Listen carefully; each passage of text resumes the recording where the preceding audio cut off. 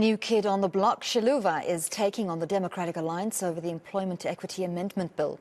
The party is calling for a mental revolution in the blue ranks. This follows a DA march in Cape Town against what it describes as the ANC's new race quotas. Xiluva's leader, Bongani Baloyi, joins me now for more on this. Thank you very much, Mr. Baloyi, for your time this evening and for speaking to us on South Africa Tonight. Now, probably the biggest argument against the Employment Equity Amendment Bill from the DA is the fear that it will make large numbers of qualified people unemployed and substitute them with unqualified people. It's a fear shared by some civil society organisations and business leaders, but it's been rubbished as irrational by the ANC and by COSATU. Where do you stand? Look, I think we're quite clear where we stand as Xiluva in this case, because we believe that the Constitution is quite clear, first and foremost, that we seek to address the injustices of the past. Now, the question is, how do you do so? So you do so by government implementing a redress policy, being the Employment Equity, and in this case, being the amendment of the Employment Equity Act, which found some gaps in the implementation by private sector in the main, to transform and also ensure that there's equality of opportunities in the workspace. So we find that government is correct in their approach to strengthen the implementation, but equally we find it quite alarming and quite strange for the DA to mobilize unemployed people to go and march against an Employment Equity Act that seeks to transform and create opportunities for black people and black females in the main and various other colored and Indian races in the workspace, which isn't transformed. The DA is also saying that targets are, and their word is race quotas, and I want to take us to the demographic makeup of those targets. If those targets are set based on demographic makeup of the area in which a company does business, do you not think that there's a possibility of that leading to polarization, where people will feel compelled to move to an area where they stand a better chance of employment? I don't think that's the intent or the spirit of the Act. I think it's lost in translation.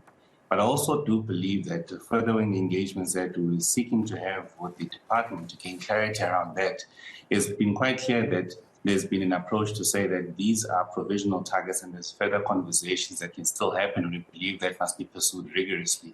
But we don't believe that what might be lost in interpretation could be something that could be the sole reason why there's an agency that's so fierce against transformation and inclusive opportunities for everybody. So you say implementation, monitoring and compliance will likely be the biggest stumbling blocks for the bill. Implementation, the biggest gap so far in implementation, I mean, in transforming the employment sector. How do you think we're going to get it right this time around? Look, I think history has taught us a fundamental thing. That one, the government has put laws in place and encourage workers in good spirit, not workers, but rather the employers in good spirit to transform their companies.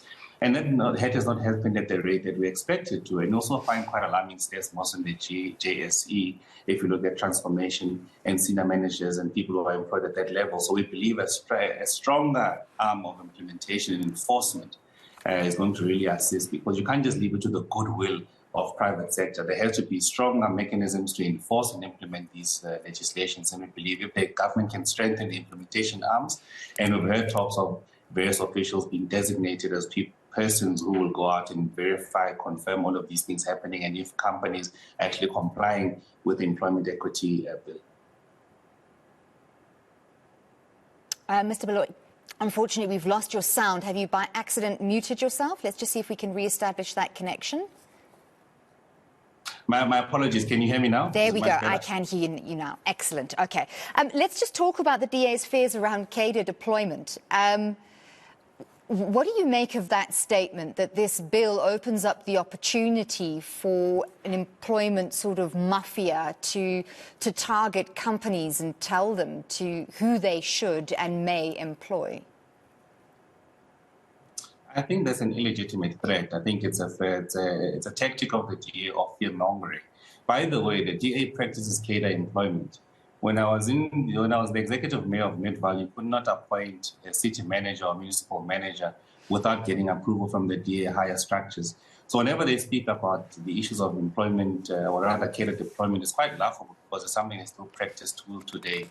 And we believe that if there's stronger implementation of government, it prevents those very fears that someone could manipulate or others could manipulate for their own gains. And we believe that government can be impassioned enough to be able to execute its own responsibilities.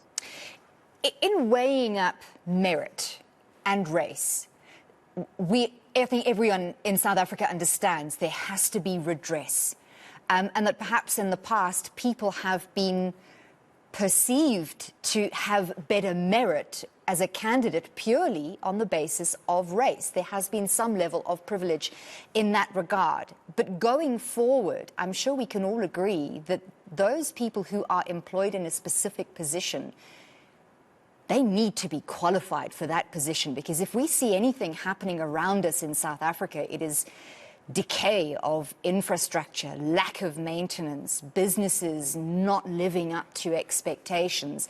And it's going to take incredibly competent, trained, capable people in all spheres of society to stop that. What are your thoughts about the balance between merit and racial appointments? Look, I think it's a false dichotomy. One, if we're to follow the logic that you put on the table, then one would assume that the private sector, let's assume those who are in the JSC, listed in the JSC currently, who the majority is white persons who have been appointed, then the logic would simply be that those persons are more qualified than black people, as an example, because they're much more qualified, much more experienced, etc., which is not the case. It's a simple decision of how to include others and give others a fair opportunity to demonstrate that they've got competence and are able to do so.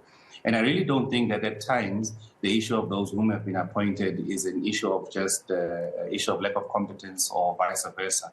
I mean, take the classic example of Andre de Ruyter, who was at Eskom. Look at how he performed dismally and how the institution forged ahead with an agenda of going into the green space and just transition, which is not just at all. And look at some of the decisions made which compromise the grid at this stage. So I really think the issues of merit and race is a false dichotomy. Black people are equally competent and qualified. And there shouldn't be a case in any world where you can still justify so many years into democracy that black people are not competent, they're not qualified, and they're not employable in the private sector when there's laws that seek to address what happened over 300 years. Absolutely. Thank you very much. Unfortunately, we have run out of time. We would like to continue the conversation. Perhaps we can have a part 2 on that with a bigger debate. Thank you. That was Bongani Baloyi, leader of Xiluva Party.